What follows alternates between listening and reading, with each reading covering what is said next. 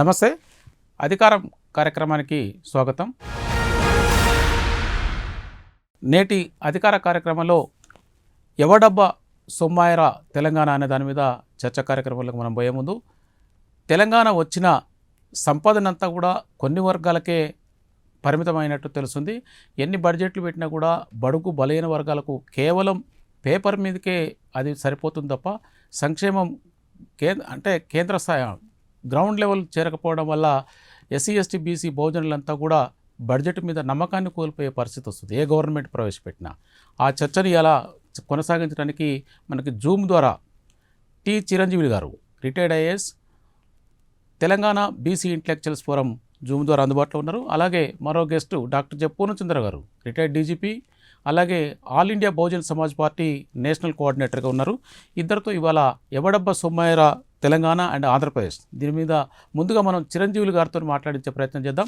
చిరంజీవులు sir, చెప్పండి, ఎన్నిసార్లు budget ప్రవేశపెట్టినా బడుగు బలైన వర్గాలకు కేవలం కాగితాల మీదనే ఆ బడ్జెట్ చూపిస్తున్నారు తప్ప క్షేత్రస్థాయికి వచ్చేసరికి ఎవరికి కూడా అందని ద్రాక్ష అవుతుంది ఆ బడ్జెట్ ఫలాలు. ఎందుకని ఇట్లా జరుగుతుందని మీరు అనుకుంటున్నారు సార్ చిరంజీవి గారు? అందరికీ నమస్కారం. ముఖ్యంగా సహ ప్యానలిస్ట్ అయినటువంటి డాక్టర్ పూర్ణచంద్రరావు గారికి, అదేవిధంగా వ్యాఖ్యాతగా వివరిస్తున్న మీకు సూర్యరావు గారికి నమస్కారాలు. ముఖ్యంగా అదేవిధంగా ప్రైమ్ 9 ఆడియన్స్ కూడా ప్రేక్షకులకు కూడా నమస్కారాలు. ఈరోజు తెలంగాణ రాష్ట్రం గత 12 సంవత్సరాలుగా ఏం జరిగిందని విశ్లేషిస్తే నిజానికి మనకు ఒక విధమైనటువంటి బాధాకరమైనటువంటి ఆ సీన్ మన కళ్ళ ముందు ఆవిష్కృతం అవుతుంది. ఇవాళ మీరు ఒక మంచి టైటిల్ తో ప్రోగ్రామ్ టేకప్ చేసిండ్రు, ఎవడబ్బా సొమ్మాయరా తెలంగాణ. నిజానికి తెలంగాణ ఉద్యమం అనేది 1200 మంది అమరులైతే వచ్చినటువంటి రాష్ట్రం, 60 ఏళ్ల పోరాటం. ఈ పోరాటము, ఈ బలిదానాలన్నీ కూడా ఎవరి పాలైనవి? ఇవాళ తెలంగాణ నడుస్తుంది పాలన కాదు, పగటిపూట దోపిడీ అని చెప్పేసి మేము ఇంతకు ముందే చెప్పడం జరిగింది. తెలంగాణ అనేది బహుజనుల చెమటతో, రక్తంతో, బలిదానంతో ఏర్పడితే ఈ రోజు ఆ రాష్ట్రాన్ని చరిత్రలో ఎన్నడూ లేనంతగా దోచుకుంటుండ్రు, అమ్మేస్తుండ్రు, తాగట్టు పెట్టుకుంటుండ్రు. ఇది ఇవాళ నేటి వాస్తవ తెలంగాణ. ఇవాళ తెలంగాణ రాష్ట్రం ఏర్పడడానికి ముందు ఉద్యమంలో 3 స్లోగన్స్ తో ఏర్పడ్డటువంటి రాష్ట్రం. ముఖ్యంగా ఉద్యమం నీళ్లు, నిధులు, నియామకాల కొరకు జరిగినటువంటి ఉద్యమం. కానీ ఇవాళ తెలంగాణ వచ్చిన తర్వాత నీళ్లు రాలే, ప్రజలకు మాత్రం కన్నీళ్లు వచ్చినాయి, పాలకులకు మాత్రం కమిషన్లు వచ్చినాయి. ప్రజలకు నిధులు రాలే, నిరాశ మిగిలింది. కానీ నిధుల్ని మాత్రం దోపిడీ చేస్తున్నారు. నియామకాలంటే ఇక నియామకాల గురించి మనం మాట్లాడదాం. నిరుద్యోగం ఏమో మాకైంది, ఆధిపత్యాలు, నియామకాలు వాళ్ళకైనాయి. సో ఓవరాల్ గా చూస్తే త్యాగాలు అనేటివి బీసీలు అయినాయి, భోగాలు అనేటువంటి ఆధిపత్య కులాలు అయినాయి. సో ఇవాళ నీళ్లు రాలేదు కానీ కన్నీళ్లు వచ్చినాయని చెప్పినాం. అట్లాగే నీళ్ల పేరు పైన నిధులు కూడా దోపిడీ చేసిందని చెప్తున్నాం. దీనికి ఒక 2 ప్రాజెక్ట్స్ మనం ఉదాహరణ తీసుకోవాలి. ఇవాళ జనవరి 2, 2026లో అసెంబ్లీలో మన గౌరవ నీటి శాఖ మంత్రులు, ఇరిగేషన్ శాఖ మంత్రులు ఇచ్చిన ప్రజెంటేషన్ ఆధారంగా చూస్తే గత 10 సంవత్సరాల్లో ముఖ్యంగా బీఆర్ఎస్ గవర్నమెంట్ లో ఇరిగేషన్ మీద 1,83,000 కోట్లు ఖర్చు పెట్టినట్టుగా వారు తెలియజేయడం జరిగింది. అయితే కాళేశ్వరం ప్రాజెక్టు మీద మనం మొదలు చూద్దాం. కాళేశ్వరం ప్రాజెక్ట్ అనేది ఒక ప్రెస్టీజియస్ ప్రాజెక్టుగా తెలంగాణలో దాని టేకప్ చేసింది. అది మొత్తం తెలంగాణకు ఒక నీటిని, దాహార్తిని తీసే ప్రాజెక్టు అని చెప్పేసి పెడితే దాంట్లో ఏం జరిగిందో మనం ఒక్కసారి చూద్దాం. వాస్తవానికి ఈ ప్రాజెక్టు 2008లో Pranahita Chevella lift irrigation scheme కింద 38,500 కోట్లతో 180 టీఎంసీల వాటర్ తోటి ఇది కల్పించాలనే ఉద్దేశంతో స్టార్ట్ అయింది. ఆ తర్వాత తెలంగాణ వచ్చిన తర్వాత ఆ సోర్స్ ను తుమ్మిడిహట్టి నుంచి మేడిగడ్డకు మార్చి సిడబ్ల్యూసి అప్రూవల్ 2018లో ఇచ్చినప్పుడు 18.26 లక్షల ఎకరాలకు నీటి ఇవ్వాలి. అదేవిధంగా 4.71 lakh acres కు అడిషనల్ ఇరిగేషన్ పొటెన్షియాలిటీ క్రియేట్ చేయాలని చెప్పి పెట్టిండ్రు. అప్పుడు ఎస్టిమేషన్ చేసినటువంటిది 81,911 కోట్లు. 2024 సిఏజీ రిపోర్ట్ ప్రకారం, ఫిబ్రవరిలో ఇచ్చిండు సిఏజీ రిపోర్టు, దాని ప్రకారం 2024 నాటికి ఆ ప్రాజెక్టు ఒక ఎస్టిమేట్ 1,47,427 కోట్లకు వచ్చింది. అంటే ఒక ప్రాజెక్టు రేటు ఎన్నిసార్లు పెరిగింది? 4 రేట్లు అయింది. మళ్ళీ ఇప్పటికి కూడా పోనీ ఆ ప్రాజెక్టు కంప్లీట్ అయిందంటే అది కూడా కాలే. ఇంకా చాలా ల్యాండ్ ఎక్విజిషన్ చేయాలి, డిస్ట్రిబ్యూటర్స్ వేయాల్సినవి ఉన్నాయి. అదే విధంగా మేజర్ గా మేడిగడ్డ డ్యామ్ ఏదైతే ఉందో అది కూలిపోయింది. సో ఇవాళ పగులు వచ్చినాయి. సో దానివల్ల ఇప్పుడు ఆ ప్రాజెక్టు కాస్ట్ కూడా ఇంకా సబ్స్టాన్షియల్ గా పెరుగుతుంది. అది complete అయినాడికి 2.5 lakh crore 3 lakh crores అయినా ఆశ్చర్యపోవాల్సిన అవసరం లేదు. మరి ఇన్ని లక్షల కోట్లు ఈ ప్రాజెక్టు మీద ఖర్చు పెడితే మనకు వస్తున్న లాభం ఎంత? వాస్తవానికి సిఏజీ 2024 ఇచ్చిన రిపోర్ట్ ప్రకారం 1,47,000 కోట్లు ఖర్చు అయితే మనం ₹1 ఖర్చు పెడితే మనకు వచ్చేది 52 పైసలు. మరి ఇంకా ప్రాజెక్ట్ కాస్ట్ పెరిగితే మరి ₹1 పెడితే మనకు 20 పైసలకు 25 పైసలకు అది పడిపోతుంది. అంటే నిజంగా తెలంగాణ పైన ఎవరికైనా చిత్తశుద్ధి ఉంటే ఇట్లాంటి ప్రాజెక్టులు చేపట్టడం జరుగుతుందా అనేది ఒకసారి మనం గమనించుకోవాలి. అట్లనే మీరు చూస్తే మన పాలమూరు లిఫ్ట్ ఇరిగేషన్ కూడా, పాలమూరు లిఫ్ట్ ఇరిగేషన్ 2017లో అంచనా వేసిండు 27,513 కోట్లు. 2010లో సవరించిన అంచనాల ప్రకారం 55,086, ప్రస్తుత అంచనా 85,000. ఇంకా ఇప్పటికీ అందులో ఏమీ లేదు. ఈవెన్ ఈ రోజు కూడా ఆ ప్రాజెక్ట్ లో సెంట్రల్ వాటర్ కమిషన్ పర్మిషన్స్ లేవు, ఎన్విరాన్మెంటల్ పర్మిషన్స్ కూడా లేవు. అయినా కానీ వాళ్ళు ఖర్చు పెడుతున్నారు. ఈ రోజు కూడా సుమారు ఒక 35,000 కోట్ల ఖర్చు అయింది. మరి ఆ ప్రాజెక్టు పూర్తి కావడానికి ఇంకొక 50,000 కోట్లు, అంటే 1,35,000 కోట్ల వరకు అది పోతుంది అనేటువంటిది వాళ్ళే చెప్తున్నారు. ఇక మరి ఈ జలయజ్ఞాలు ధనయజ్ఞాల వల్ల పోనీ ఎన్ని నీళ్ళైనాయి, ఏం నీళ్ళు వచ్చినాయి? పోనీ కాళేశ్వరంతో కూడా సిఏజీ రిపోర్ట్ ప్రకారం ఏంటంటే ఇప్పటి వరకు వచ్చినటువంటి నీళ్లు వచ్చేసి అరౌండ్ 40,888 ఎకరాలు మాత్రమే. ఇది సిఏజీ రిపోర్టు. మీరు February 2024 మీరు చూడొచ్చు. అంటే ఇన్ని లక్షల కోట్లు ఖర్చు పెట్టేస్తున్నారు, వేల కోట్లు ఖర్చు పెడుతున్నారు. మరి ఇరిగేషన్ పొటెన్షియాలిటీ వస్తుంది. మరి చివరకు తెలంగాణకు మిగిలింది ఏంది? కాళేశ్వరం మీద కూడా 35,000 కోట్లు ఖర్చు అయినాయి, ఇప్పటి వరకు ఒక చుక్క నీళ్ళు రాలేదు. సరే ఫీల్డ్ లెవెల్ ఆ పనులు జరిగినాయి, ఈ పనులు జరిగినాయి అంటే ఆ పనులు జరుగుతాయి ఎన్నాడు, కంప్లీట్ అవుతుంది ఎన్నాడు, ఎన్నడు నీళ్లు మాకు రావాలి? నీళ్లు వచ్చినప్పుడే కదా ఆ ప్రాజెక్టు వల్ల మాకు ప్రయోజనం. ఇప్పుడు కాళేశ్వరంలో అడిషనల్ టీఎంసీ అని చెప్పి దాంతో కూడా ఒక 28,000 కోట్లు ఎక్స్ట్రా ఖర్చు పెట్టారు. ఉన్న 2 టీఎంసీ వాటరే సప్లై మనం కంప్లీట్ గా వాడుకోలేకపోతున్నాం అంటే దానికి ఇంకో అడిషనల్ టీఎంసీ పెట్టి 28,000 కోట్లు. అందుకని అంటున్నాం ప్రాజెక్టుల మీద మనకు నీళ్ల పేరు మీద నిధుల దోపిడీ జరిగింది, నీళ్లు మాత్రం తెలంగాణకు రాలే, కన్నీళ్లు వచ్చినాయని చెప్తూ ఉన్నాం. సో అట్లానే మనం చూస్తే నిధులకు వద్దాం. తెలంగాణ వచ్చింది నిధుల కొరకు. వాస్తవానికి ఏంటంటే తెలంగాణ ఒక సర్ప్లస్ స్టేట్, ఒక రిచ్ స్టేట్, అనేకమైన మినరల్ రిసోర్స్ ఉన్నాయి. అదే విధంగా మంచి వాటర్ పొటెన్షియాలిటీ ఉన్నటువంటి రాష్ట్రం.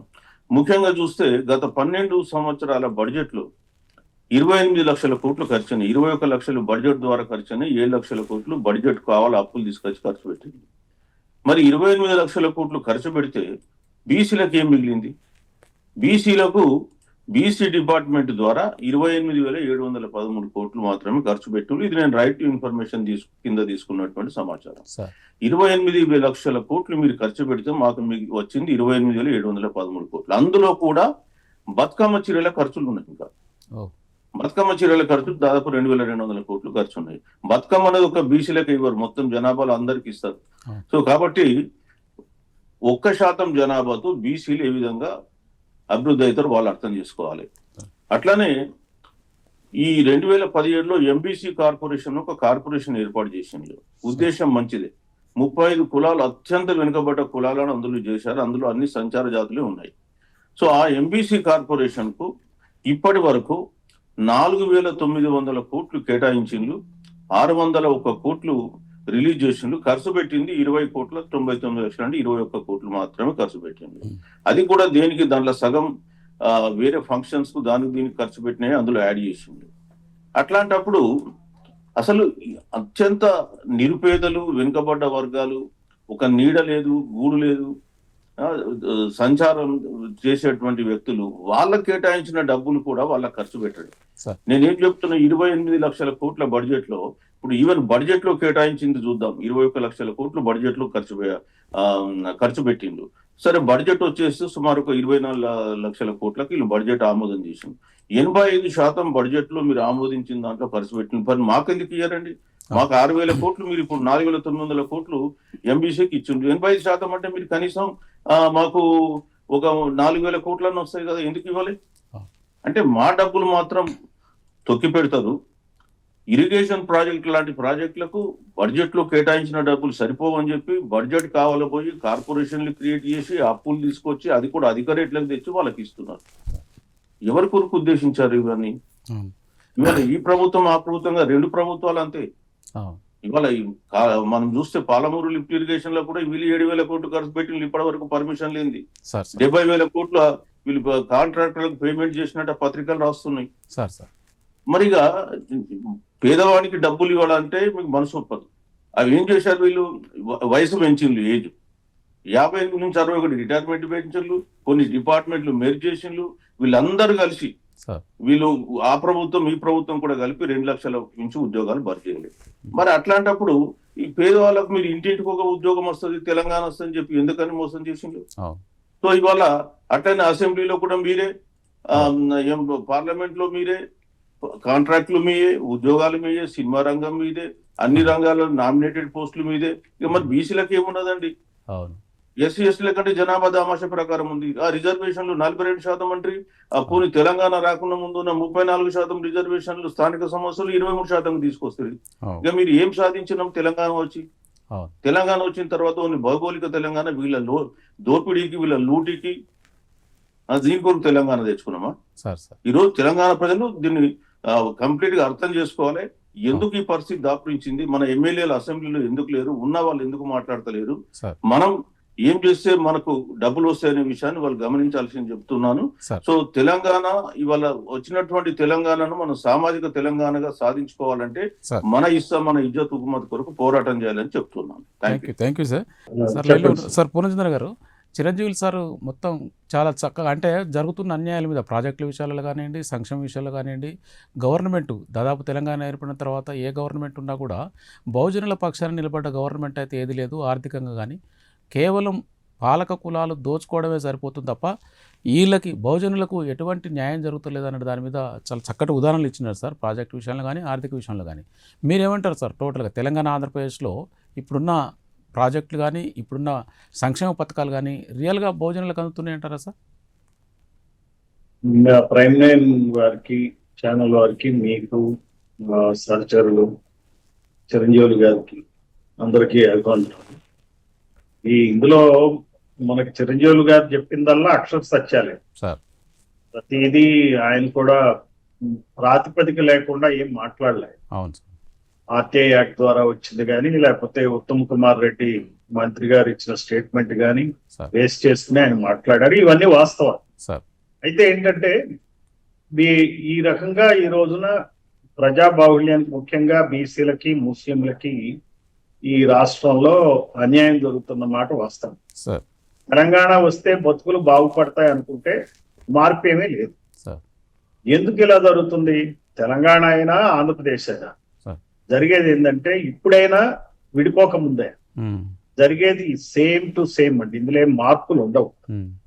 ఇది మన ముందు అర్థం చేసుకోవాలి. వీళ్ళందరూ కూడా, ఈ నాయకులందరూ, ఎన్టీ రామారావు తెలుగువారి ఆత్మగౌరవం అని చెప్పి ఆయన పార్టీ పెట్టి, తెలుగుదేశం పార్టీ పెట్టి ఆ సామాజిక వర్గం బాగుపడిపోయి, స్వాతంత్రోద్యమంలో మరి ఆ రోజున ఏం చేశారంటే టంగుటూరి ప్రకాశం పంతులు అక్కడ, బూర్గుల రామకృష్ణరావు ఇక్కడ, వాళ్ళ నేతృత్వాల్లో పార్టీలు ఏర్పడి ప్రభుత్వాలు ఏర్పడినాయి. వాళ్ళ కాదని రెడ్లు రాజ్యాధికారాన్ని అనుభవించారు. సో రెడ్ల ఆధ్వర్యంలో కూడా ఇదే తంతు నడిచింది. ఆ తర్వాత ఇప్పుడున్న తెలంగాణ ఆత్మగౌరవం పేరిట మరి కేసీఆర్ చేసిన పోరాటంతో తెలంగాణ సాధించినా గానీ జరిగేది అదే, మార్పు ఏముండదు. ఇది గమనించట్లేదు. స్వాతంత్ర్యం రాకముందు రాజుల కాలంలో గాని, నవాబుల కాలంలో గాని, ఎప్పుడైనా గాని ఈ బీసీ, ఎస్సీ, ఎస్టీ మైనారిటీ వర్గాలు ఇబ్బందులు పడుతూనే ఉన్నాయి. వాళ్ళు పాలితులుగా మిగిలిపోయారు. పాలక కులాల వాళ్ళు యథేచ్ఛగా చేస్తానే ఉన్నారు. ఇప్పుడు తెలంగాణలో నవాబుల కాలంలో ఈ దేశముఖులందరూ ఎవరండి? జమీందారులు ఎవరు? ఈ నడిపింది ఎవరు? కమ్మ, రెడ్డి, వెలమ జమీందారులే కదా. అవును. అలానే ఆంధ్రప్రదేశ్ లో కూడా జరిగింది అదే కదా. సో ప్రభుత్వాలు కూడా ఆ కులాల చేతుల్లోకి వెళ్ళిపోయినాయి కదా. ఎప్పటికైనా స్వాతంత్రం వచ్చిన నుంచి ఇప్పటి వరకు తెల్లదొరలు పోయారు, కానీ ఈ నల్లదొరల హయాంలోనే మనం బతుకుతున్నాం కదా. బతుకున్నప్పుడు ఇలా కాకుండా ఎలా ఉంటుంది చెప్పండి. ఏదో వాదన తీసుకొస్తారు, ఐటీ సిటీలు కట్టాము, లేకపోతే తెలంగాణ ఆత్మగౌరవం, తెలుగువారి ఆత్మగౌరవం, లేకపోతే అభివృద్ధి, ధనయజ్ఞం, జలయజ్ఞం, లేదంటే మతవాదం పెట్టుకుని ప్రజలు మభ్య పెడతారనేది గమనించాల్సిన అవసరం ఉంది. ఈ చైతన్యం ప్రజల్లో రావాలి. దానికి కళ్ళకు కట్టినట్టుగా ఈ రోజున తెలంగాణ అసెంబ్లీలో బీసీల ఎమ్మెల్యేలు ఎంతమంది ఉన్నారు, ముస్లింల ఎమ్మెల్యేలు ఎంతమంది ఉన్నారు చూడండి. ఎంత దారుణంగా వెనుకబడి ఉన్నారో అసెంబ్లీలో సరైన స్థానం లేదు. జనాభా కన్నా జనాభా ఎక్కువ ఉండి ఎమ్మెల్యేలు తక్కువ ఉన్నది తెలంగాణలో గాని ఆంధ్రాలో గాని బీసీలు మరి ముస్లింలే. మీరు చూడండి, మీ ఈ రోజున తెలంగాణ అసెంబ్లీలో 2023 జరిగిన ఎన్నికల్లో 60 మంది కమ్మారెడ్డి వెలమల ఎమ్మెల్యేలు అయ్యారు. అసలు ఉన్నదే 119 మంది. 119 మందిలో సగం మంది ఈ 3 కులాల వాళ్లే ఉన్నారు. అదే ఆంధ్రప్రదేశ్ లో ఇక్కడ 119 స్థానాలు ఉంటే తెలంగాణలో, ఆంధ్రప్రదేశ్ లో అసెంబ్లీలో 175 స్థానాలు ఉంటే అందులో 67 మంది కమ్మారెడ్డి కులాలకు చెందిన వాళ్ళు ఉన్నారు. ఏంటి, వీళ్ళ జనాభా తక్కువ, ఎమ్మెల్యేలు తక్కువ, వాళ్ళ ప్రభుత్వాలు ఉంటున్నాయి. సో వేరే ఓసీ కమ్యూనిటీస్ గురించి నేను మాట్లాడదలుచుకోలేదు. అంటే 175 స్థానాలున్న ఆంధ్రప్రదేశ్ అసెంబ్లీలో 67 మంది కమ్మలు, రెడ్లు ఉంటే 119 స్థానాలు ఉన్నటువంటి తెలంగాణ అసెంబ్లీలో 60 మంది కమ్మారెడ్డి వెలమలు ఉన్నారు. చూడండి ఇక్కడ ఎంత ఆధిపత్యం సాగుతుందో, ఈ కులాల ఆధిపత్యం. అక్కడ 175కి 67 మంది ఉంటే ఇక్కడ 119 మందికి 60 మంది ఎమ్మెల్యేలు ఉన్నారు. బీసీల సంగతి చూడండి, అక్కడ బీసీలు 175 స్థానాలు ఉన్నటువంటి ఆంధ్రప్రదేశ్ అసెంబ్లీలో 40 మంది ఉంటే ఇక్కడ కేవలం 19 మంది ఉన్నారు. మొన్న ఒక ఆయన ఈ ప్రీ ఎలక్షన్స్ లో గెలిచారు. అంటే 19 మంది ఎక్కడ, 40 ఎక్కడ? ఇక్కడ 119 స్థానాలకి కనీసం 30 అన్న ఉండాలి ఇక్కడ. అది కూడా లేదు. ఆంధ్ర బేసిస్ చూసుకున్నాం. అట్లానే ముస్లింలు కేవలం 3 ఎమ్మెల్యేలు ఉన్నారు అక్కడ. కనీసం 8-9 మంది ఎమ్మెల్యేలు కావాలా. ఇక్కడ 12 మంది ఎమ్మెల్యేలు కావాలి. తెలంగాణలో కేవలం 7 మంది ఉంటారు. బలమైన ముస్లిం పార్టీ ఉన్నప్పటికీ కూడా ముస్లింల పరిస్థితి అంటే, నేను చెప్పొచ్చేది ఏంటంటే, అసెంబ్లీలో మీకు స్థానం లేకుండా బడ్జెట్ లెక్కలు అడిగితే ఏమొస్తుందండి? కాళేశ్వరం ప్రాజెక్ట్ కాదు, పోలవరం ప్రాజెక్ట్ కాదు, ఏ ప్రాజెక్ట్ అయినా మీ ఈ కులాలకి బీసీ, ఎస్సీ, ఎస్టీ, మైనారిటీల్ని ఎందుకు ఈ ప్రభుత్వాలు పట్టించుకుంటాయి? మీకు అసెంబ్లీలో బలం లేనప్పుడు మీకు ప్రభుత్వంలో బలం ఉండదు. ఉన్నతాధికారులు మీ కులాల వాళ్లే ఉంటారు, ఈ కులాల వాళ్ళు ఉండరు. మరి స్కీమ్స్ అన్ని కూడా ఆ కులాలకు పనికొచ్చే విధంగా పెద్ద పెద్ద ప్రాజెక్టులు, కాంట్రాక్టులు, కమిషన్లు, ప్రాజెక్టులు కూడా సకాలంలో పూర్తి చేయాలి. దాన్ని అంచనాలు పెంచుకుంటూ, డబ్బులు దంచుకుంటూ, డబ్బులు పంచుకుంటూ చేసే రకంగా ఈ ప్రాజెక్టులు ఉంటాయి. సో అదే పోలవరం ప్రాజెక్ట్ అక్కడ ఇంప్లిమెంటేషన్ ఎంత అండి? చంద్రబాబు నాయుడు ఆయన ఎప్పుడు రాజశేఖర రెడ్డి హయాంలో దాన్ని శంకుస్థాపన చేశారు. అదొక అక్కడ కాంగ్రెస్ ప్రభుత్వం 10 సంవత్సరాలు. మరి ఈ కాంగ్రెస్ ఇక్కడ వైసీపీ అండ్ చంద్రబాబు కలిపి ఇంకో 10 సంవత్సరాలు, 20 అయింది. ఇప్పుడు 20 years తర్వాత కూడా మీకు పోలవరం ప్రాజెక్ట్ ఎక్కడుందనేది తెలియదు మనకి. సరే, తెలియకపోగా అమరావతిలో మీరు భూమి ఉన్న రైతులకి, ఈ కమ్మారెడ్డి వర్గాలకు చెందిన వాళ్ళకి ఎకరం ఉంటే ఎకరానికి 1250 గజాలు ఇస్తున్నారు. అమరావతి 30,000 ఎకరాలు సేకరించారు. అదే ఆదివాసీలు పోలవరం ప్రాజెక్టు కింద 400 పైచిలకు హ్యామ్లెట్స్ మున్పుకు గురవుతున్నాయి. ఆదివాసీలు దాదాపుగా లక్షల ఎకరాలు మునిగిపోతున్నాయి. దానికి కాంపన్సేషన్ భూమి టు భూమి లేదు. 10 లక్షలు ఇచ్చి చేతులు దులుపుకుంటాయి. ఇక్కడేమో 10 కోట్లు 12 కోట్లు వస్తుంది అమరావతిలో రైతులకి, వీళ్ళకేమో 10 లక్షలతో సరిపడదు. అంటే నేను అనేది ఏంటంటే, ఈ వివక్ష ఎందుకు జరుగుతుందంటే, ఆదివాసీల ఎడల పట్టించుకునే ప్రభుత్వం గానీ, బీసీల గురించి పట్టించుకునే ప్రభుత్వం లేదు. మీకు విశాఖ స్టీల్ ప్లాంట్ ఒక ఎగ్జాంపుల్ చెప్తా. దాదాపుగా 27,000 ఎకరాల భూమి ఉంది అక్కడ. 64 గ్రామాలు ప్రజలు ఇచ్చారు. విశాఖలో గాజువాక ప్రాంతంలో ఎవరుంటారండి? కమ్మారెడ్డి కులాల వాళ్ళు ఉండరు అక్కడ. అక్కడ ఉన్నదల్లా భూములు ఇచ్చిన వాళ్ళు, ముఖ్యంగా ఆ టైంలో ఎస్సీ, ఎస్టీ, బీసీలే, ముస్లింలే. వాళ్ళు ఇస్తే వాళ్ళకి కూడా సరైన కాంపన్సేషన్ లేదు. ఇప్పుడు 5-6 వేల ఎకరాలు ఖాళీగా పడింది. అది అమరావతిలో రైతులకు ఇచ్చినట్టు ఇక్కడ ఇవ్వరు. ఎందుకు ఇవ్వరు? బీసీల సంఖ్య మరి అసెంబ్లీలో సరిపడా లేదు కాబట్టి, మీరు ఎప్పుడైతే మనకు అసెంబ్లీలో మనకి సరైనటువంటి ప్రాతినిధ్యం ఉండదు, మన జనాభా ఎంతో మన ఎమ్మెల్యేలు అంతమంది ఉండాలి. కాంశీరామ్ గారు చెప్పినట్టు మేమెంతో మాకంత అనే నినాదంతో ఈ కులాలన్నీ కలిసి పనిచేయాలి. అప్పుడే బీసీలు ముస్లింలు జనాభా కన్నా తక్కువ మంది ఎమ్మెల్యేలు ఉన్నారు కాబట్టి ఈ విషయాన్ని గుర్తించి కలిసికట్టుగా పోరాడాలి. All India Bahujan Samaj party అదే ఉద్దేశంతో పనిచేస్తా ఉంది. ఎప్పుడైతే బీసీలకి ముస్లింలకి సమమైనటువంటి ప్రాతినిధ్యం వస్తుందో ఎస్సీ ఎస్టీ వర్గాలకు కూడా న్యాయం జరిగే అవకాశం ఉంది. అప్పుడే ఈ ఎవడబ్బ సొమ్మాయిరా తెలంగాణ ఆంధ్ర అంటే ఈ జనాల సొమ్ము కావాలంటే ఈ జనాలు ఖచ్చితంగా అసెంబ్లీలో చేరాలి. అసెంబ్లీలో చేరందే పని కాదు. అసెంబ్లీలో చేరినప్పుడు ఆటోమేటిక్ గా పార్లమెంట్ లో కూడా చేరతారు. ఆటోమేటిక్ గా అన్ని రంగాలలో కూడా ఈ వర్గాలు ఉంటాయి. ఇది మెయిన్ కారణం. మనకున్నటువంటి ఈ దోపిడీకి ప్రధాన కారణం ఏంటంటే రాజకీయంగా మనం వెనకబడి ఉండటమే. దాన్ని ముందు తీసుకెళ్లాలా.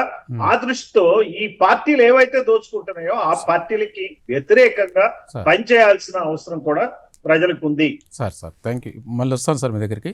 సార్ చిరంజీవి సార్ చెప్పండి. వినపడుతుంది కదా? ఇప్పుడు సార్ చెప్పినారు కదా పూర్ణచంద్ర గారు, రాజకీయ ప్రాతినిధ్యం లేకపోతే మనకి ఎన్ని బడ్జెట్లు వచ్చినా ఎంత చేసినా కూడా మన వర్గాలకు ఏం చేయలేకపోతామన్న దాని మీద, అంటే జనరల్గా పొలిటికల్ రిప్రజెంటేషన్ మెయిన్ ఇంపార్టెంట్, మనకు మాస్టర్కి పొలిటికల్ రాజ్యాధికారమే కదా అన్న నినాదంతో సార్ ఉన్నారు. దానికి మీరు ఏమంటారు సార్? అంటే ఈ రిప్రజెంటేషన్ పెంచితేనే మనకి న్యాయం జరుగుతుంటారా?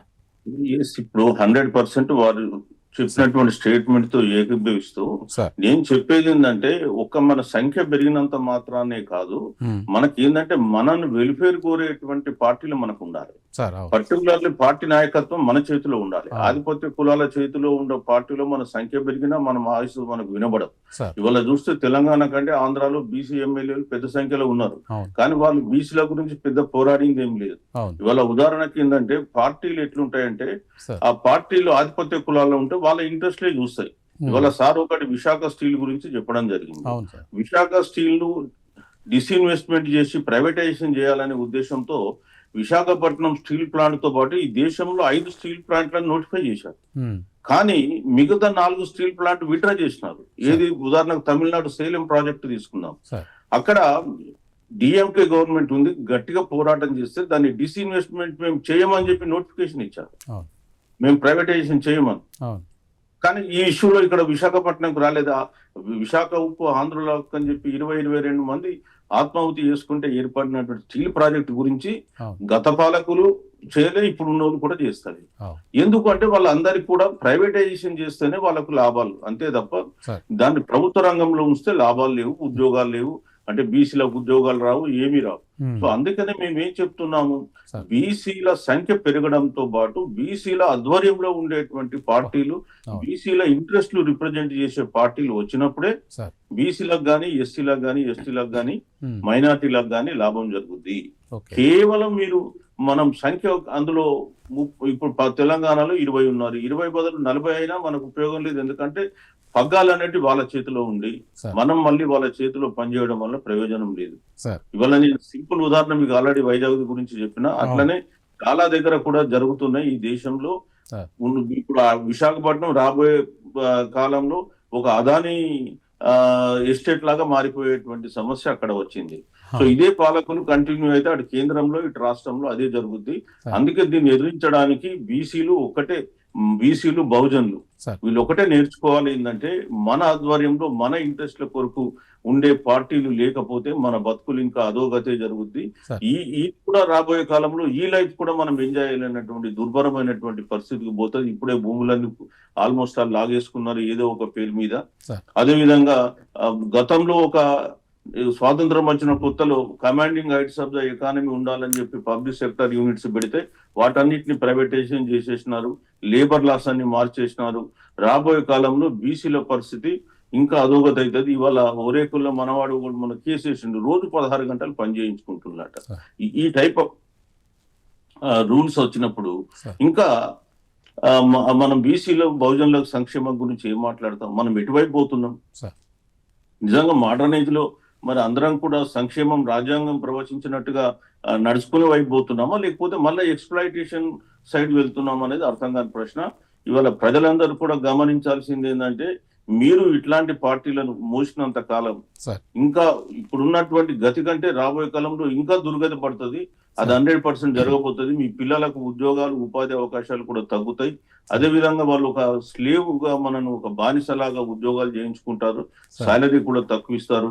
ఇవన్నీ జరుగుతాయి. కాబట్టి మన సంక్షేమం దృష్ట్యా, మన పిల్లల సంక్షేమం దృష్ట్యా మనం ఖచ్చితంగా బీసీల ఆధ్వర్యంలో ఉండే పార్టీలపై మీరు ఎన్నుకుంటే అట్లాంటి పార్టీలు కూడా ఇంకా రావాల్సింది ఉంది. సమర్థ నాయకత్వం కూడా బీసీలలో పెరగాల్సి ఉంది. కానీ ప్రజలు కొంత స్పందిస్తే ఖచ్చితంగా బీసీలు కూడా ఇటువైపు వస్తారు, బహుజనులు కూడా వస్తారు. అప్పుడే మరి ఈ దేశంలో ఈ దేశం అందరిది అవుతుంది. ఈ 2 రాష్ట్రాలు కూడా ముఖ్యంగా తెలుగు ప్రజలు అందరూ కూడా ఒక సుఖ సంతోషాలతో, సౌభాగ్యాలతో ఉంటారు. ఇవన్నీ కూడా మంచి మినరల్ రిచ్ ఉన్నటువంటి రిసోర్సెస్ ఉన్నటువంటి రాష్ట్రాలు. ఈ రాష్ట్రాలన్నీ కూడా ఇట్లాంటి దోపిడీదారుల పాలు కావద్దని చెప్పేసి నేను కోరుతున్నాను. Thank you sir. పూర్ణచంద్ర గారు, ఫైనల్గా మీరు చెప్పండి సార్. చక్కటి అంటే సంఖ్య పెరగడంతో పాటు పెరగడమే కాకుండా పార్టీలు కూడా బీసీ బహుజనులే ఉంటే తప్ప రాజ్యాధికారం వచ్చిన ఇది ఉండదు, ప్రయోజనం ఉండదని అంటారు సార్. మీరేమంటారు సార్? కరెక్టే.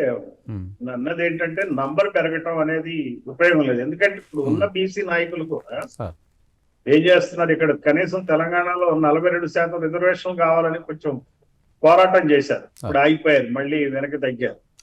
సో కనీసం ఇక్కడ పోరాటం ఉంది. ఆంధ్రప్రదేశ్ లో అది కూడా లేదు. చంద్రబాబు నాయుడు ఆయన మేనిఫెస్టోలో ఏం చెప్పాడు, ఆయన మీకు బీసీ రక్షణ చట్టం తెస్తా అన్నాడు. ఇంతవరకు అతిగతి లేదు. లీక్లు వస్తున్నాయి కానీ ఏం లేదు. అలానే బీసీలకు 34% స్థానిక సంస్థల్లో రిజర్వేషన్, దాని గురించి అసలు ఊసే లేదు. ఇక్కడ ఏదన్నా ఊసన్ ఉంది, ఊసుంది ఏదో ఒకటి దాన్ని తుస్సు అనిపించారు. కనీసం అక్కడ ఆ ఊసు లేదు, తుస్సు లేదు. సో అందువల్ల బీసీ నాయకులు ఏమి యాక్టివ్ గా లేరు. వాళ్ళందరూ బీసీలు చిరంజీవులు గారు చెప్పినట్టు ఏ పార్టీలో ఉన్నారో ఆ పాలక కులానికి తొత్తుల్లాగా తయారయ్యారు. ఇంకేం చేస్తారంటే వాళ్ళ కులాల యొక్క ఇంట్రెస్ట్ కూడా వీళ్ళు తాకట్టు. ఒక నాయకుడు ఉంటాడండి, ఆయన ఏంటంటే మంత్రిగా ఉండాలా, మంత్రి లేకపోతే గవర్నర్ అవ్వాలా, లేకపోతే రాజ్యసభ కావాలా. ఆయన కూతురు, కొడుకో, అల్లుడో, వియంకుడో ఎంపీలు, ఎమ్మెల్యేలు అయినా గాని ఆశ చాలు. అంటే కులంలో కూడా అక్కడ ఏం చేస్తున్నారంటే ఆ కులంలో ఉన్నటువంటి దాన్ని చూపించుకుని పదవులు పొందుతారు. అలా వివిధ బీసీలు చేసే పని అది. కానీ ఆ సామాజిక వర్గానికి సంబంధించి ఎమ్మెల్యేల సంఖ్య చాలా ఎక్కువ ఉండాలి. ఫర్ ఎగ్జాంపుల్ మీకు ముదిరాజులు ఉన్నారు అనుకోండి మనకి తెలంగాణలో, అందరికన్నా ఎక్కువ బీసీలు. ఈ కమ్మల కన్నా, రెడ్ల కన్నా చాలా ఎక్కువ జనాభా ఉన్నవాడు. ఇప్పటి వరకు 29 మందే ఎమ్మెల్యేలు అయ్యారండి. ఇక్కడ 576 మంది రెడ్లు ఎమ్మెల్యేలు అయితే 3 సామాజిక వర్గాలు కలిపి 800 మంది అయితే ఎమ్మెల్యేలు. వాళ్ళకన్నా ఎక్కువ సామాజిక వర్గం ఉన్న ముదిరాజులు కేవలం 29 మంది అయ్యారు. కానీ యాదవులు కూడా వాళ్ళకన్నా ఎక్కువ, కేవలం 29 మంది అయ్యారు. గౌడ్లు వాళ్ళకన్నా ఎక్కువ 54 మంది అయ్యారు. అంటే నేను అనేది ఏంటంటే 10% కూడా వీళ్ళు ఎమ్మెల్యేలు కాల కమ్మారెడ్డి, వెనమల మొత్తం కలుపుకుంటే అందులో 10% కూడా కావాలి. అంటే 10% అంటే 80 మంది కావాలి. 29 మంది 54 తప్పిస్తే ఈ మూడు కులాలు ఏం చేయాలంటే ఆ కులాల పట్టులోంచి బయటికి రావాలి. బీసీలని లీడర్షిప్ ఇవ్వాలి. ఎందుకంటే వీళ్ళు ఆర్థికంగా మెరుగైన స్థానంలో ఉన్నారు. అటు మున్నూరు కాపులు గాని, ఈ 3-4 కులాలు పద్మశాలతో కలిపి మిగిలిన బీసీలు అందరికీ నాయకత్వం ఇవ్వాల్సిన అవసరం. అట్లానే ఆంధ్రప్రదేశ్ లో కూడా చూడండి, యాదవులు 6% ఉన్నారు. 6% కన్నా ఎక్కువ. అంటే కమ్మారెడ్డి వేల కన్నా ఎక్కువ ఉన్నారు. అయినా కానీ వాళ్ళు 176 మంది ఎమ్మెల్యేలు కావాల్సిందే. ఇది స్వాతంత్రం వచ్చినప్పటి నుంచి ఇప్పటి వరకు కేవలం 46 మంది అయ్యారు. బోయలు అండి, బోయలు 3.15%. అంటే కమ్మలతో దాదాపుగా సమానంగా ఉన్నారు జనాభా. కానీ కమ్మలు 459 మంది ఎమ్మెల్యేలు అయితే బోయలు అయింది కేవలం 17 మంది. కనీసం 91 మంది ఎమ్మెల్యేలు కావాలా. అసలు రాయలసీమని దున్నాల్సింది బోయలు, రాయలసీమని దున్నాల్సింది బోయలు. ఎందుకంటే వాళ్ళ జనాభా అంత బాగుంది. రెడ్ల జనాభా కన్నా కమ్మల జనాభా కన్నా బోయల జనాభా ఎక్కువ, రాయలసీమ ప్రాంతం వరకు లెక్కేసుకుంటాం. అవును సార్, అవును. అయినప్పటికీ కేవలం ఒకటి లేదా ఇద్దరు ఎమ్మెల్యేలు, ఇప్పుడు ఇద్దరు ఎమ్మెల్యేలు ఓకే సార్, ఓకే. అయితే ఇంతవరకు అయింది 17 మంది. అదే అందువల్ల ఏంటంటే ఈ నాయకులు అందరూ కలవాల్సిన అవసరం ఉంది. సార్. యాదవులు, గౌడ్లు, ఉమ్, బోయలు, ఉమ్, అలానే ముదిరాజులు, సార్, పద్మశాలీలు, సార్. ఈ నాయకులందరూ కలవాలి. సార్, సార్, కలిసి బీసీ ఫ్రంట్, బహుజన ఫ్రంట్ గా ఏర్పడాల్సిన అవసరం ఉంది. సార్. బహుజన ఫ్రంట్ అనగానే ఉమ్, ఎస్సీల పార్టీ అనే దృష్టితో పోవాలా, బీసీల అభిప్రాయం పోవాలా. సార్. బీసీలు, నేను అందుకే బహుజన సమాజ్ పార్టీలో చేరింది. అందుకే బీసీనై ఉండి బహుజన సమాజ్ పార్టీలో ఎస్సీ ముద్ర వేసి దూరం పెట్టే బదులు, రాజకీయంగా దూరం పెట్టే బదులు సార్. మనం ఓనప్ చేసుకోవాలనే దృష్టితో చేరాం. సార్. ఇప్పుడు ఈ రోజున కొన్ని కారణాల వల్ల all India Bahujan Samaj party అని ఏర్పాటు చేసుకున్నాం. సార్. ఇందులో బీసీలకి, ఎస్సీలకి, ఎస్టీలకి, ముస్లింలకు కూడా ప్రాధాన్యత ఇచ్చే విధంగా సార్. పనిచేస్తున్నాం. కాబట్టి మా పార్టీలో చేరమని చెప్పి మీ డిబేట్ ద్వారా వాళ్ళని, ఆ ప్రజలను ఆహ్వానిస్తున్నా. థ్యాంక్ యూ నేను చెప్పేది ఒకటండి, సార్. మనం ఒక్కొక్కళ్ళు ఒక్కొక్క కులం, ఒక్కొక్క కుప్పటి పెట్టుకుని సార్. విడివిడిగా ఉంటే ఉమ్, మనం సాధించేది ఏం లేదు. మరి మీరు డబ్బులు మీకుండి మాకు లేవంటారేంటి? అవు. ఈ కులాలకు లేవు డబ్బులు, మీరు ఎట్ట గెలుస్తారంటే మీకు పార్టీ ఉంది కదా, మీ పార్టీలో ఉన్నటువంటి సభ్యులందరూ మా కులాల వాళ్ళకి కూడా ఓట్లు వేయాలి కదా. అవును. మీ రెడ్లకే మీరు వేయించుకుంటారా ఓట్లు? మీ కమ్మలకే ఓట్లు వేయించుకుంటారా? మీ వెలమలకే ఓట్లు వేయించుకుంటారా? మీరే ఎమ్మెల్యేలు అవుతారా అనే ప్రశ్నించాల్సిన అవసరం ఉంది కదా. సార్, వాళ్ళ డొల్లతనాన్ని ఎక్స్పోజ్ చేయాలి కదా. అవును. అటు బాబు గాని, ఇటు జగన్ గాని, ఇటు రేవంత్ రెడ్డి గాని, ఇటు కేసీఆర్ ని గాని, అవును. అటు బీజేపీని గాని ప్రశ్నించాల్సిన అవసరం ఉంది కదా. అవును. సో అలానే బీసీలో కొన్ని అపోహలు ఉంటాయి. ఈ రోజున ఏంటంటే ఒక బీజేపీ అంటారే, బీజేపీ ఏమైనా చేస్తామని ఆశతో అవును. జంప్ చేసే పరిస్థితులు కొంతమంది బీసీలో గమనిస్తుంటారు. కానీ బీసీలు హిందువులే కదా. అవును. బీసీ హిందువులకు అన్యాయం చేసింది ఎవరండి? రెడ్డి హిందూ. చెప్పండి. ఇక్కడ రెడ్డి హిందువులు, కమ్మ హిందువులు, వెలమ హిందువులే కదా. అవును. మరి వాళ్ళు హిందువులకు అన్యాయం చేస్తా ఉంటే బీజేపీ ఈ హిందువులకి న్యాయం ఎట్లా చేస్తుంది చెప్పండి. అవును. ఇక్కడ చంద్రబాబుతో పొత్తున్నది, ఇక్కడ రేపు పొద్దున ఎవరితో పొత్తుంటుందో మనకి తెలియదు. సార్. రేపు ఒకవేళ వచ్చినా గానీ బీజేపీ ప్రభుత్వం కిషన్ రెడ్డిని ముఖ్యమంత్రి చేస్తారు గాని అవును. ఈటెల రాజేందర్ని చేస్తారా, లేకపోతే బండి సంజయ్ని చేస్తారా? అవును. బండి సంజయ్ని బీసీ అయినప్పటికీ సార్. చేయాల్సింది పోగా ఆయనకున్న పార్టీ ప్రెసిడెంట్ తీసి వేరే అతనికి ఇవ్వడం జరిగింది కదా. అవును. అందువల్ల బీసీలు ఈ పార్టీలు నమ్మితే లాభం లేదు. ఉమ్, మన బీసీలందరూ క్లియర్ గా ఒక పొలిటికల్ స్టాండ్ తీసుకోవాలా, సార్. ఒక ఐడెంటిటీతో ముందుకు రావాలి. ఒక పెరియార్ మోడల్లో నల్ల చొక్కాల ఉద్యమంతో ఏ పార్టీలో ఉన్నా నేను ఒకటైతే కోరుతున్నానండి, మధ్య మార్గంగా ఈ రోజున బీసీలు తమ ఐడెంటిటీని చూపించుకోవాల్సిన అవసరం ఉంది. బీసీలు, ముస్లింలు కలిసి పనిచేసుకోవాల్సిన అవసరం ఉంది. ఎందుకంటే జనాభా ప్రాతిపదికన చూస్తే ఎమ్మెల్యేలు తక్కువ ఉంది వీళ్లే కాబట్టి, జనాభా ప్రాతిపదికన ఎమ్మెల్యేలుగా మనం అసెంబ్లీలో ఎంటర్ అవ్వాలంటే ఒక ఐడెంటిటీ ముందుకెళ్లాలా. నల్ల చొక్కాల ఉద్యమాన్ని ఎక్కడున్నా గాని, ఒక ఆఫీసర్ కావచ్చు, ఎవరైనా కావచ్చు, నిరసన తెలపడానికి మాకు అధికారం రాలేదు, మాకు అన్యాయం జరుగుతుంది, ఎవడబ్బ సొమ్మురా ఈ ఆంధ్ర తెలంగాణ అనేటువంటి దాన్ని క్వశ్చన్ చేయాలంటే దానికి ఒక మార్పు ఉండాలి, ఒక ఐడెంటిటీ ఉండాలా. మనం ఏదో చెప్పుకుంటా పోతే కాదు. ఈ పార్టీ సరే, కనీసం ఒక ఐడెంటిటీ అని బీసీకి చెప్పండి. ఈ రోజున బీసీలందరూ ఒక ఐడెంటిటీతో ముందుకెళ్ళాలి. ఐడెంటిటీతో ముందుకెళ్తానికి పెరియార్ ఒకటే బ్రహ్మాండమైన, ఆయన పార్టీ పరంగా చెప్పాల పెరియార్ ఆ రోజున నిరసనని, నల్ల చొక్కాల ఉద్యమాన్ని పెరియార్ తన 65 ఏళ్ల వయసులో స్టార్ట్ చేశారు. కాబట్టి నేను ఈ సందర్భంగా ఈ వేదిక ద్వారా మరి బీసీలందరూ కూడా నల్ల చొక్కాల ఉద్యమాంతో మొదలు పెట్టండి, ముస్లింలతో కూడా కలిసి నడవండి. అప్పుడు ఎస్సీ ఎస్టీలో అందరం కలిసి పనిచేస్తే వీళ్ళ మెడలు వంచటం ఖాయం అని మాత్రం చెప్పగలను. Thank you sir. Thank you sir. ఈ చర్చలో పాల్గొని ఎవడబ్బా సొమ్మాయిరో తెలంగాణ, ఆంధ్ర అనే దాని మీద మంచి సూచనలు, సలహాలు ఇస్తున్నారు. అలాగే భోజనులందరూ కూడా ఒక ఐడెంటిటీతో ముందుకు పోతే మనం రాజ్యం సంపాదించుకోవడం చాలా ఈజీ అన్న మెథడ్లో చెప్పినారు. అట్లనే విపులంగా తెలంగాణ విషయంలో మాత్రం చిరంజీవి సార్ బాగా చెప్పినారు. ప్రాజెక్టుల విషయంలో కానీ వచ్చిన డబ్బులు ఎక్కడికి పోతున్నాయి, ఎవరు పాలవుతున్నాయి అన్న దాని మీద. అట్లాగే పూర్ణచంద్ర గారు మీరు కూడా బాగా చెప్పినారండి. ఆంధ్ర విషయంలో నల్ల చొక్కాల ఉద్యమం ఆంధ్ర, తెలంగాణ ఈ 2 రాష్ట్రాల్లో కూడా రావాలి. ఆ నల్ల చొక్కా ఉద్యమం ద్వారానే బహుజనులకు, బీసీలకు ముఖ్యంగా రాజ్యాధికారం రావాలని ఆశిద్దాం. ఈ చర్చలో పాల్గొన్న చిరంజీవులు గారికి అలాగే పూర్ణచంద్ర గారికి ప్రైమ్ 9 తరపున శుభాభినందనలు తెలియజేస్తూ నమస్తే.